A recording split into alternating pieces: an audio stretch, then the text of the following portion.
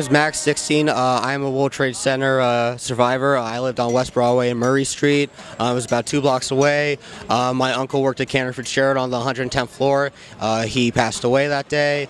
We were actually just at the memorial now just to see him. That's where me, my brother, and my cousin just got these ribbons. They were handing them out.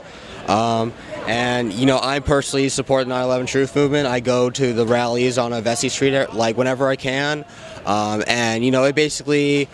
You know, 9/11 kind of like woke me up to like a lot of like the realities of what goes on in this world, and you know, like how did Building 7 fall? Like nothing hit it. You know, what happened to all the black boxes? You know, they find black boxes underwater. You know, and like the bottom of the ocean, they don't find that stuff. And you know, it seems like the Al Qaeda is just like a CIA asset, like it was in the 80s. You know, the CIA met with Bin Laden 2 months before. I'm not just talking out of my ass. It came in like the Guardian in like October 9th, and then the Figaro in October 10th, I believe.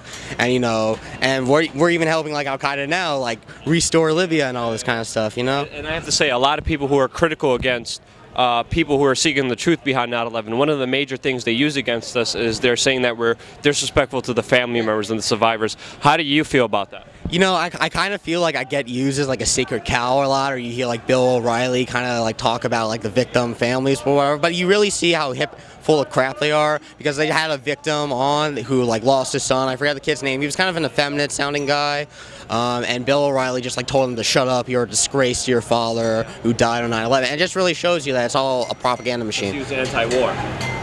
Yeah, he was an anti-war guy. That was right. And you know, I mean, yeah, I just don't like the whole sacred cow behind it. I don't really like how much of like sort of like a Nazi sort of symbol it's been turned into, like a crystal knocked kind of thing to get for like the government to get its way. And you know, I see like America turning into more of like a fascist police state every day. I see like CNN becoming like, you know, like basically like an Italian or a German newspaper back in the day. And it's just really sad. And I'm like really sad to be a part of this country at this time, because I feel like I'm part of an imperial power. You know, I feel like my country like kills millions and millions of innocent people, like drops like fucking poisons on them, like Agent Orange, DU, white phosphorus, all that kind of stuff. And you know, I think it's just a shame, and it's not what the founders wanted. Yeah, and it's a shame how you guys are used as a ploy to justify. Absolutely. I think it's really disgraceful. You know, I mean, we need new media. We need guys like you. You know, I have a friend of mine. He and I are trying to start a news organization.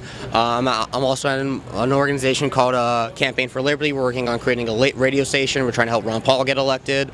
And you know, I'm very pessimistic about the future, and I'm very concerned, and I just feel these are very interesting times. I just want to contribute to them as much as I can. No judgments, you know, I'm not blaming whoever did whatever. It's just kind of human nature, and we're just kind of like going along with the flow. So I'm not here to blame anyone. I'm just kind of here to like spread the word and wake people up as quickly as I can. Well, you started it today, and I thank you so much for having so much heart for speaking out. I really think the war on terror is a bunch of bullshit, just a poor excuse for you to use up all your bullets. How much money does it take to really make a full clip? 9/11 Building 7, did they really pull it?